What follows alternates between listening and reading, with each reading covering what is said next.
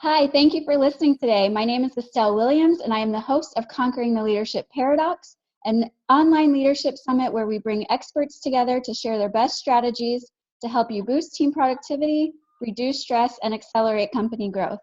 I'm very excited to welcome you to this event, and make sure you stay tuned till the end to hear about the free gift today. Today, we're going to be talking about rising to power, the journey of exceptional executives. And our expert is Ron Carucci. Ron is a seasoned consultant with more than 30 years of experience working with CEOs and senior executives, organizations ranging from Fortune 50 to startup in pursuit of transformational change. His consulting has taken him to more than 20 different countries and 4 continents. He has consulted with some of the world's most influential CEOs and executives on issues ranging from strategy to organization to leadership. He contributes regularly to Forbes and Harvard Business Review, and he has been featured in Harvard Business Review, Fortune, Business Insider, CNBC, Thought Leaders, Business Week, and Bloomberg. And actually, that's how I found Ron, is reading some of his articles from Harvard Business Review, and I often read his articles that come up on LinkedIn. So thank you so much for being here, Ron. It's really a pleasure to have you. Estelle, thanks so much for having me. It's great to be here. Great. Well, I can't wait to find out about the research you've done on executives and leadership. But first, I want to ask you personally, how do you describe a great leader? Gosh, it's the age-old question, isn't it? We all have wondered what makes a great leader. We're all pretty clear on what a bad one is when we see it, but it's hard to know what makes a great one because it's so personal. For me, one of the most basic answers is if you have people following you, you're a leader. I think if you have people who want to go where you're going, who want to entrust their futures, their well-beings, their careers to you, and do that freely and willingly, that makes you a leader. I think if you're a leader who's aware of how you're imperfect and where you're flawed, and are humble and confident in where you're good, that's a great start. But after that, I think the definitions of what makes greatness, or even strength as a leader, are so vast, and it's truly in the eyes of the follower. Yeah, great description. All right, so I'm curious because all of those things are great descriptions of a leader, and I know you have done specific research in a 10-year study, and in your book, Rising to Power. What did you find were some of the issues that are most commonly found in executives? Well, we began the research because we've known for 20 years that more than 50% of executives fail within the first 18 months of their assignment. It's not a new statistic. We've known it for a long time. And of course, the recruiters love it because it's an annuity for them. But when it began to be our clients, when our CEO clients would call us and say, hey, we're paying you to help her or him succeed. Why is this not working? It became personal for us. And as we dug in, we realized no one's ever tried to really change or uncover what it is that causes so many, what we're promising, and high potential and all the other great terms we use for leaders at the middle manager or director level, who suddenly, when hitting their first vice presidency or their first executive level role, suddenly became, idiots. Well, that couldn't be the case. So we went back 10 years. We had 2,800 interviews of diagnostic data. We isolated 100 leaders who were mid-ascent and isolated them and watched them almost in slow motion in their transition to understand what are all these landmines? What are the things that are causing them to fail so fantastically, or worse, die the slow death they were dying?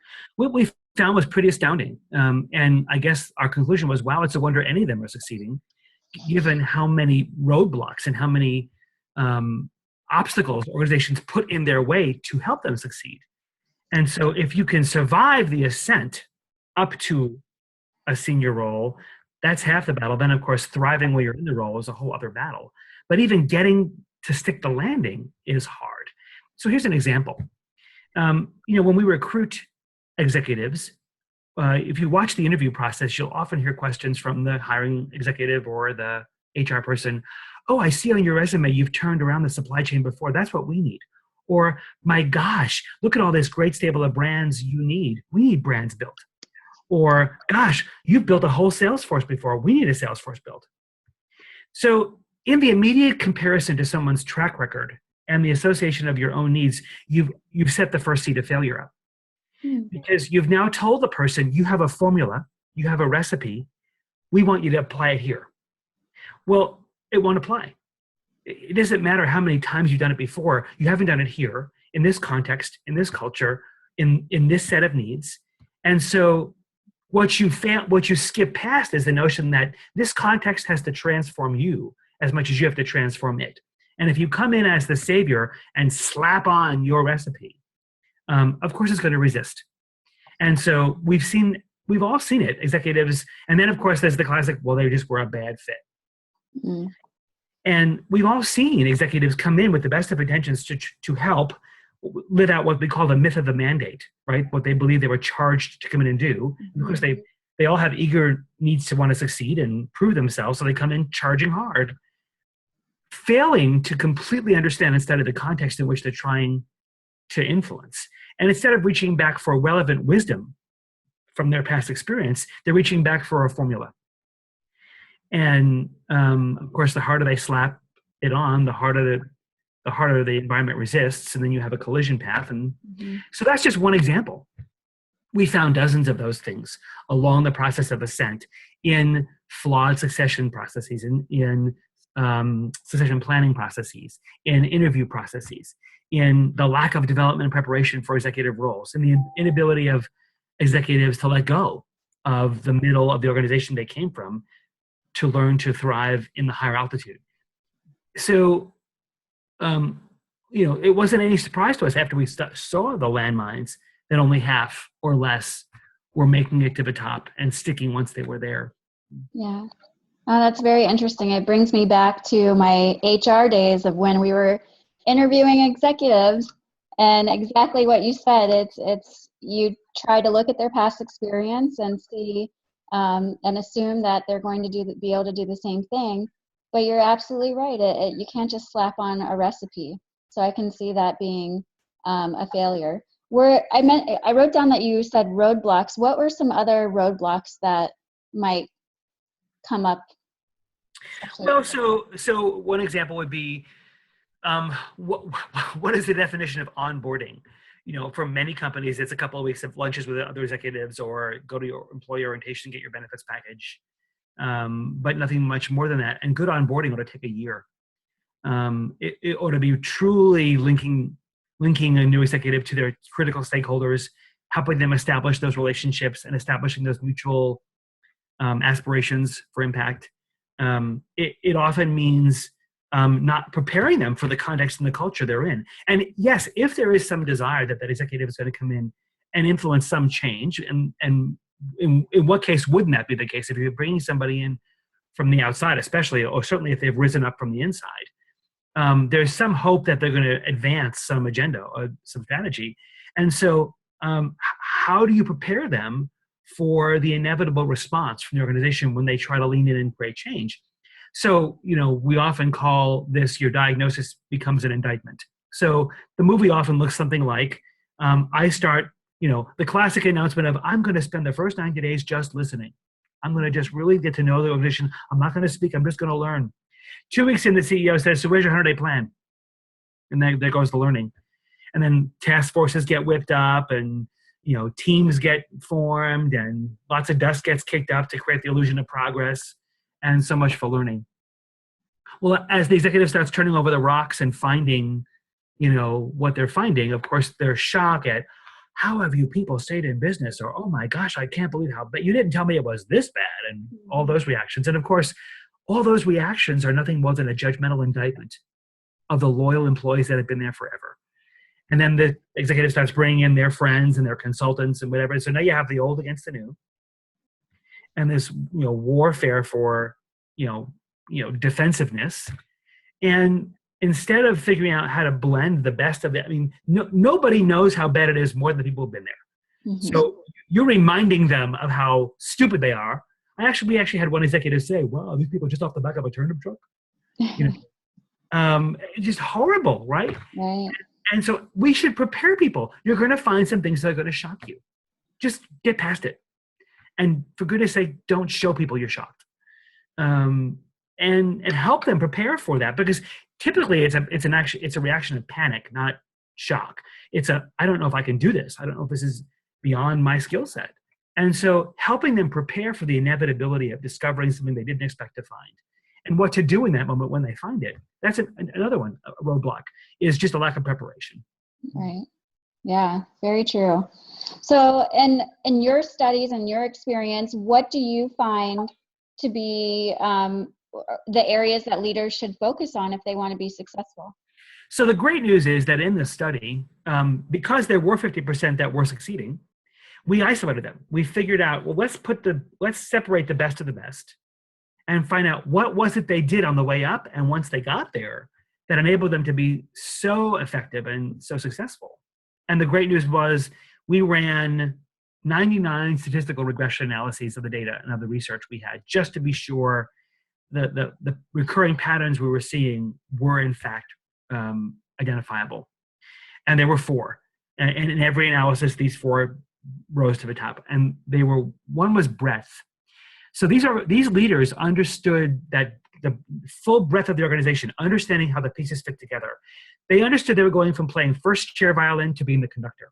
And their goal no longer was to be the best or smartest kid in the class, but it was to synthesize the organization and help that orchestra play well together. And they particularly understood the importance of the seams. So where supply chain meets sales, where sales meets marketing, where finance meets R&D. That at those intersections is where the glue of the organization comes together to create an integrated force. And their job was no longer to be the functional expert from marketing or sales or finance, but to shed that expertise in favor of being a more integrated executive who understood how all the pieces fit together, how the organization made money, how to coalesce the organization rather than lean into one particular muscle they had long developed in their career. The second was context. These executives understood how to read the tea leaves around them. They knew the competitive context. They knew industry trends. They could foresee disruption. They knew their culture. It's amazing to me, Estelle, how many executives, if you say, show me your P&L and break down for me how you guys make your money, how many executives in certain companies from particular disciplines don't know the full breadth of their P&L and how their company makes money. They know they're part of it. But just the basics of the context in which they were in and competing was critical. Third was choice. These executives could construct great decisions. They knew how to say no and disappoint people. They weren't afraid to make hard trade-offs. And they knew how to blend the right degree of intuition, data, and other people's voices into the right decision.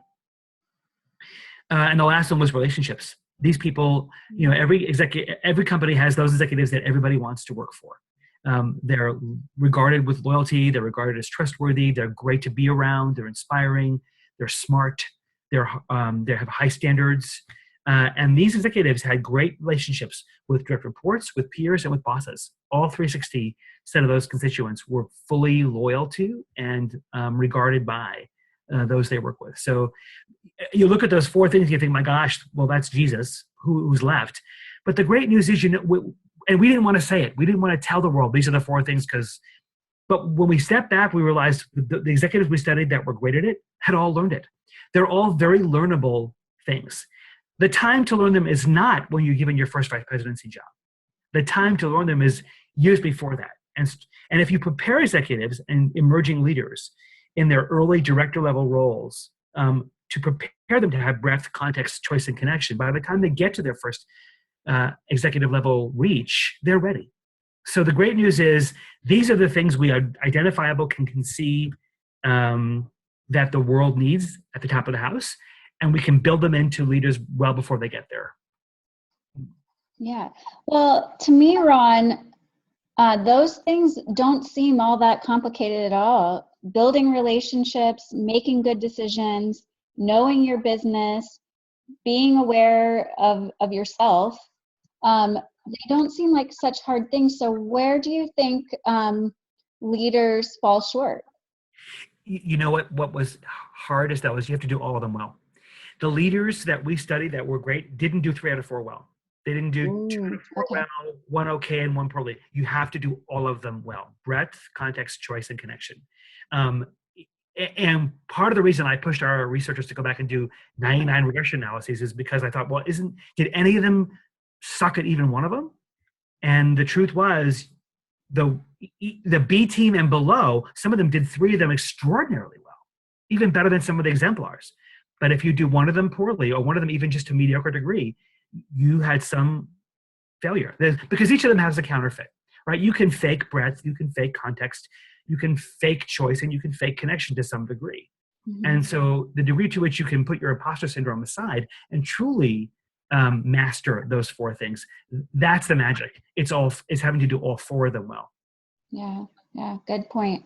Okay, well, you started to already say this, but how do we find and groom the next generation of leaders? Earlier than we're doing it. We're waiting too long. For all of the billions of dollars we're spending on developing leaders, I mean, and of course now you're seeing all the books, Leadership BS and the End of Leadership, and all the research being done on the failure of the leadership industry, which is probably not an undeserved indictment when you think about what little results the leadership industry has delivered. It's not we don't need leaders, but we just need to figure out how to develop that capacity better. And what we have found is that there is no greater device in an organization to develop future leaders than the future itself. The work of crafting a path forward, crafting a strategy, delivering some kind of change, expanding a new market, the work of actually pioneering your organization is the grist of formation. If you ask any executive to tell you about the most formative part of their career, they're never going to tell you it was the workshop I went to at XYZ university or my degree. It's never going to be in a classroom. It's always going to be on the front lines. And so what we find confusing is, why are we still extracting leaders out of their context, putting them in a room and dispensing content at them? It doesn't work. The best thing to do is to bring the content to their context and form them as they go, is to join them in the special work of leaning into a future they haven't yet created and leaning into capabilities they haven't yet formed, to form them on behalf of the organization while the organization forms them. Mm-hmm. And to put the scaffolding of development around that work, not take them away from that work and go talk about the work. You don't ever learn leadership by talking about it. You learn it by doing it. And so we think the best thing to do when we do it with our clients is we take cohorts of leaders and turn them loose against the most critical work of the organization's future, and use that work to not just prepare the future of the organization, but to cultivate the leaders of that future. Yeah. What are your thoughts on learning from mistakes, being able to make mistakes? Well, I mean, it's going to happen. Every organization, will tout some sense of, we want to have an open environment here. We don't want failure to be fatal. We have to learn from our mistakes. Reflection's important, blah, blah, blah, blah. And then, of course, when it happens, that's when you see the real truth come out. And it's not always as pretty as the theory sounded. And so people don't realize that, if you're in some quarterly business review and somebody's presenting a set of data that falls short of what the people in the room hoped for, and you have one leader over in the corner doing this, and that's all they do, you've just publicly shamed. So then if you say, well, what are we going to learn from this? Well, you say, I hope you're going to learn from this. You no longer have a learning environment, right? You have a shaming environment where failure is fatal. Right. And so, I think you have most camps of the predominance of leaders are far too harsh on themselves. And they beat themselves up and feel horrible and shame themselves. Then you have a small sector of leaders who are so arrogant that they don't think they made a mistake at all. They want to blame somebody else. So they feel like the way to survive the mistake is to deflect it. But the truth is, most seasoned leaders would also look back on their career and say, gosh, it was the places I skinned my knees where I really had my hardest lessons. I think the sad moments of mistake learning, Estelle, are when we would learn from mistakes that were so avoidable, where we were told repeatedly, this is not going to go well, and we didn't listen. And so you have two learnings. You have the learning from the mistake, and the learning from why didn't you listen to the advice you were given that told you it was going to be a mistake. Mm. And those are the harder ones, the ones you couldn't see coming, the ones that were just unforeseeable and came out of nowhere and you just tripped and fell, are a little bit less, they're painful. But I certainly think in either case, you have to step back and say, the old adage that people learn from experience, I think is not true. People don't learn from experience because otherwise they wouldn't keep repeating somebody dumb mistakes. You learn from the analysis of the experience. You learn from reflection. And if you don't force that reflection and ask, okay, that didn't go well, what do you learned? Or and a lot of times we skip too fast to what are you going to do differently next time? And that's too quickly. If you skip past the why did it happen to begin with, and really honestly, why did it happen to begin with? What was your part? What was other parts? You can't avoid it next time, right? So asking what are you going to do differently next time is only saying I won't do the same thing I just did. Doesn't mean you repeat the mistake. And so spending time marinating in the painful reality of the choices you made, the choices you didn't know to make, the choices other people made that led to the moment of pain is important. And you have to do it in a safe place with a safe advisor or in a safe set of colleagues where, hospitals do it every week. Hospitals gather their doctors in the safe postmortems where they look at people who died on operating tables and people who got given wrong medicines. And they ask themselves the hard questions. Why this happen? And it's you get thicker skin because you have to lean into your own fallibility and your own imperfection. But I think if leaders can make a regular practice of that kind of reflection, and I think equally as important, reflecting on that went superbly well. That was extraordinary. What did you learn from that? Good I think point. we can learn just as much from our greatness as we can from our fallibility, and we should do both. Right. Yeah, good point. Because I see a lot of times in organizations where if leaders make a mistake, depending on how big it is, they may be gone and out of a job without having that time to reflect and analyze and do something different in the future. Yeah. One other question I wanted to ask you that goes back to something you said in your first answer is about the recruiting part of executives.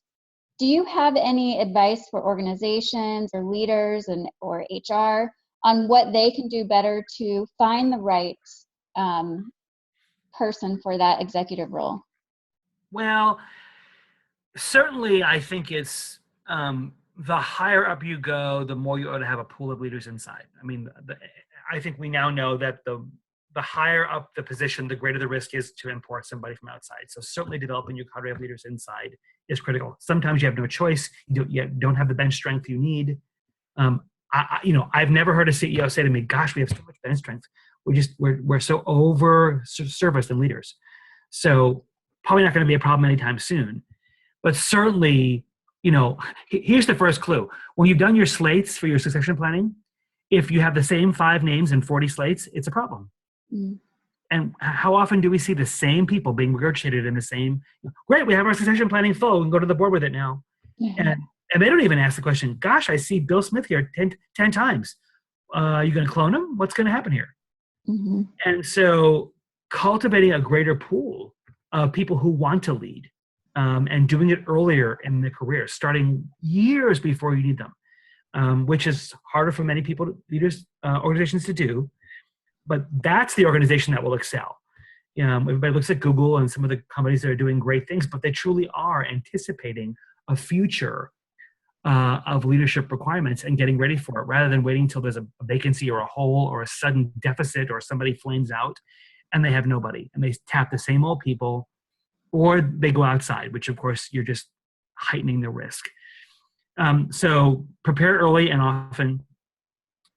The second thing I would do is don't make it the first thing you cut when you cut budgets. Don't just, cut the classroom budget money. That's not money well spent anyway. But if you're going to bring in help to help these leaders work on the future. Take your future, the high potential slate you put together and turn them loose on something. Make them go work on something. Listen, if you went to the executive team and said, give me the 3 persistent challenges you face as a company that you have not been able to put your hands on, they're not going to have a problem answering the question. Take that cadre of leaders from the middle of the organization who live with the pain of those challenges every day and say, go fix it. Mm-hmm. and provide them help. Bring them facilitators, coaches, experts, and to surround them and say, come back to us in 5 months with a solution for this. And you'd be surprised not only how formed they will become and how much they will learn about the organization and the breadth of leadership, but the brilliant ideas they'll come back with that will finally resolve those persistent challenges. Right. Good point. And yeah, I love that idea about asking the people that feel the pain and have them come up with the solutions, because they're feeling it. And if you ask the question, they will find the answer. Yep. This has been a great conversation. You've given us a lot of information. And I want to let the listeners know that you're offering a free gift, the e-copy of your book, Rising to Power, The Journey of Exceptional Executives. Is there anything else that you want the listeners to know, either about this topic or about your book? Well, we've been very humbled and overwhelmed by the response of executives to the book. We get lots of emails telling us about how the book found them at the time in their career they needed it, how the book saved them from making horrible mistakes or gave them great ideas and accelerated their success. So it's been really, really fun to watch the people for whom the material was intended, really embracing it. So I hope your listeners will take advantage of that and share the material with either executives they support or the executive they want to become. And if they'll just send an email to Colleen at navalent.com and let us know which e-reader version you prefer on Kindle or whatever, we'll send you that copy. Yeah. Yeah. Also, I want to let the listeners know, and they can contact me too, but you also wrote a great article on the Harvard Business Review about your 10-year study and the findings. A really easy read, talks about the 4 findings that Ron talked about today. So definitely recommend taking advantage of the free offer for the book. I actually have my own hard copy of the book. Great book. Thank you, Ron, so much for taking the time to be here and talk to us today. Thank you, listeners, for listening, and have a great day. And goodbye. Thanks, Estelle. Appreciate you having me. Yeah, no problem. Thank you. Bye, everyone.